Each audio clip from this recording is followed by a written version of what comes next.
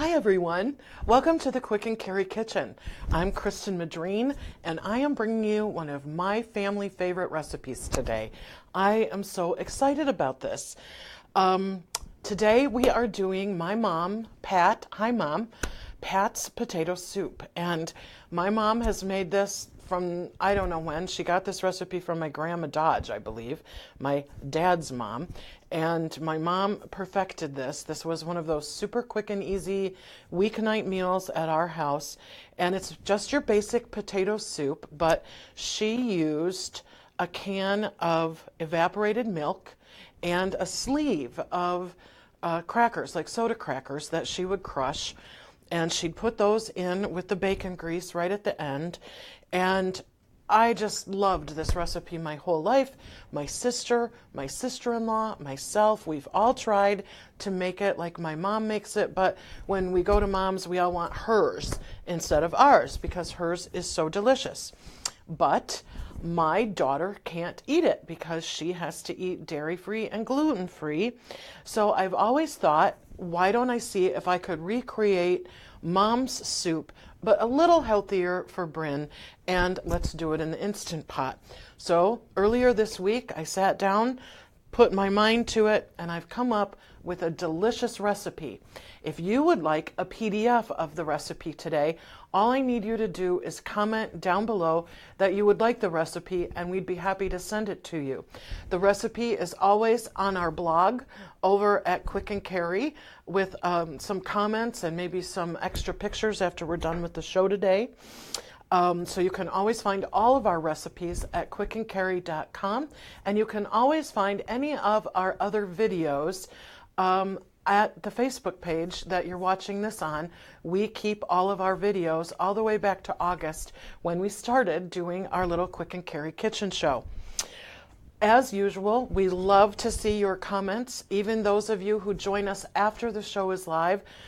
You can comment down below, you can ask questions, you can tell us what you think of this recipe, you can give us ideas for next week. And for those of you who are joining us live, we are going to give away one of our 3-quart Quick and Carry bags today. So if any of you are looking for a great gift for someone, this 3-quart bag is wonderful for your 3-quart pressure cooker, or what I use a littler bag for is if I'm traveling, if I'm taking all of my stuff to cook on the road, if I'm doing a cooking class, I take my Instant Pot in one of the bigger bags and I take everything else that I might need, the food, the accessories, all of my other stuff goes in a little Quick and Carry because they're sturdy and they're very handy. All right, let's talk about, remember that if you want to win the bag, we are going to ask you what is your mom's best recipe. What is your favorite recipe that your mom ever made? This is certainly one of my mom's best recipes that everybody wants this recipe too. So you comment what your favorite, your mom's best recipe is, and one of you is going to win a 3-quart bag today. All right, let's talk about what's in the Instant Pot. So before the show, what I did, and you can do this a couple of different ways, when I'm at home making this, I cook 8 slices of bacon in a separate pan. But here today, earlier in the kitchen, I cooked all of the bacon I needed in the Instant Pot, and then I put the bacon grease in one of my little ramekins that I love so much. And then when I fried the onion, there was still a little bit of the bacon grease in the bottom of the pan. I added some olive oil. I sauteed the onion till it got nice and brown, starting to brown on the bottom. And then remember, one of my secrets as a good cook is that you add the garlic at the end. You don't want to cook the garlic the whole time you cook the onions, or the garlic will get bitter. And so cook the onions for about 4 minutes, and then at the last minute, put in the garlic. I pressed it with my lovely Pampered Chef press, and I put 3 in because that's about right for this. If you like your stuff a little more garlicky, you could probably go up to 5 cloves of garlic. I sauteed that just for about a minute, and then I took a box, which is 4 cups, a box. of vegetable stock, and first you just pour in a little to deglaze the pan, and you want to make sure that you scrape up all of the delicious browned bits on the bottom, and then you add the whole box of the vegetable broth. And then I added probably 10 or 12 medium potatoes. You could use 8 to 10 large potatoes. I bring it up not quite to the fill line full of potatoes. You can be very generous with this recipe, and then you want to cover all of it with enough water to just go over the top of the potatoes that you've added. Then you're going to lock and seal your lid.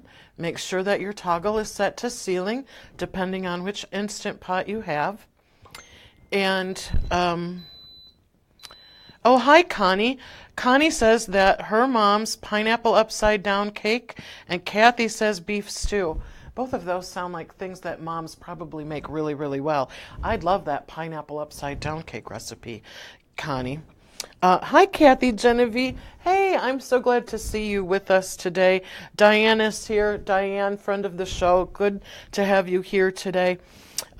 Okay, so once you've locked and sealed your lid, you're going to cook this on manual pressure or pressure cook for 15 minutes. And then when you're done and you can open up safely, I usually do about a 10-minute natural pressure release. When you get in here, this is going to be your secret ingredient, a potato masher. What this does is it allows you to mash and smash some of the potatoes, making the broth just a little thicker. So I'm going to go around a couple of times. There we go. And I do have my pot on saute right now, just keeping everything hot. And I still want there to be lots of big pieces of the potato, but I did just give everything a nice round of smashing, which is always very good to do a good smash. And now I'm going to add back in the bacon grease from when I cooked the bacon this morning. And I've read a lot of stuff online about bacon grease this week because people always question this step. And I'm just going to tell you that because I know where my bacon comes from, I'm okay with doing that. There are a lot of people who won't use the bacon grease because of what might be in it. But for one recipe, every now and then, I don't think any of this is going to bother your health. And this really does help with the overall taste of the recipe. So I'm going to just stir in all of that. And then here's where I'm going to add a teaspoon of salt and a teaspoon of pepper. And we're going to stir that in. And then instead of using a can of evaporated milk, I'm using a can of full-fat, regular coconut milk because my daughter can have that. So I'm going to put that in. And you do not taste a coconutty taste at all with this. Some people worry about that, and they don't really want their potato soup to taste tropical, but it doesn't at all. There we go. And now I'm stirring, and it's getting nice and creamy. Who else is around? Kathy says the bacon grease. Yes, it's really yum. Diane, bean soup. Yep, absolutely. It makes such a difference. There we go. And now the secret ingredient. When I did the bacon, I like my bacon done pretty well, right to the edge of being a little burny. And then you let it cool and then chop it super fine. And so I don't know if you can see this, but I've chopped that bacon pretty darn fine. So it is like bacon bits going in. And you're going to give this a nice stir. If you want, you can save some of the bacon back to be a nice garnish like we did with the bowl on the table. And we also have some chives for a pretty garnish and also just a little added taste. It always looks good. We're still having Old Man Winter here in the beautiful Northland. I don't know how it is where you live, but I've got over 10 inches of snow on the ground at my house, and there's more falling outside the window right now. We're a little disgusted with it, but warm potato soup and some nice rye bread for lunch might help us get over it. So there you have it. Boy, that is a simple recipe. It's super delicious. Now, what I'm going to do, this is a recipe that can take a lot of salt and pepper. So just to be sure that I've got my seasonings done right, I'm going to take a little bit out. Well, hi, Dawn. How are you today? I'm glad to see you joining us. We're making potato soup like my mom used to make, only healthier. And I'm about to do just a little taste test. And it does need a little more salt and quite a bit more pepper. So instead of dumping into the pot, I'm going to dump into one of my little ramekins about another half a teaspoon of salt and quite a bit of the pepper. This recipe likes pepper, and if your family is okay with it, you can be generous with the pepper, and it just adds a nice little kick. Potato soup can be a little bland, and you don't want that.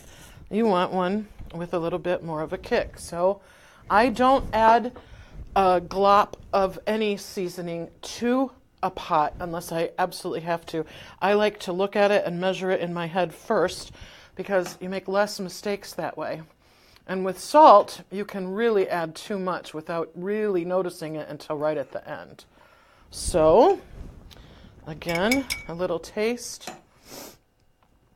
I know that some of the people who work here at Quick and Carry are waiting for lunch. We're going to have the soup and some rye toast. How are we doing? Oh, there we go. I love this soup, and I'm so excited that I was able to recreate one of my mom's best recipes for the Instant Pot, and so that my dear daughter can enjoy it. She's loved this recipe this week and is delighted that we're doing it on the show. Dawn, where Dawn is, which I believe is in Texas, isn't it, Dawn? 73 and sunny where she is. It's about 24 and snowy where I am, Dawn. We're really tired of it over here. Yes, Diane is just downstate from us. Oh, someone's trying to call in during the show. You can't do that. Diane is just downstate from us here in northern Michigan, so she's getting snow today too. So remember, if you want the recipe as a PDF, all you need to do is ask for it in the comments down below, and we're going to be happy to give it to you. You can always leave us a comment. Did you make the soup? Did you like the soup? One of you is going to win today because you've told us what your mom is best at making. My mom is a wonderful cook, and one of her favorite things is that her daughters constantly call her for recipes. And I love that too, because now my daughter calls me for recipes. And isn't that a wonderful family tradition to pass stuff down and down and down again? I love that. So my mom makes a wonderful soup, and now I've made it for my daughter. I think that's really terrific. All right, who's here? Oh, Diane says, thank you for the ramekins. She was our winner last week. I hope you get a lot of use out of yours, Diane. I love them. I use them here in the Quick and Carry kitchen, and I use them at home. Who else is with us right now?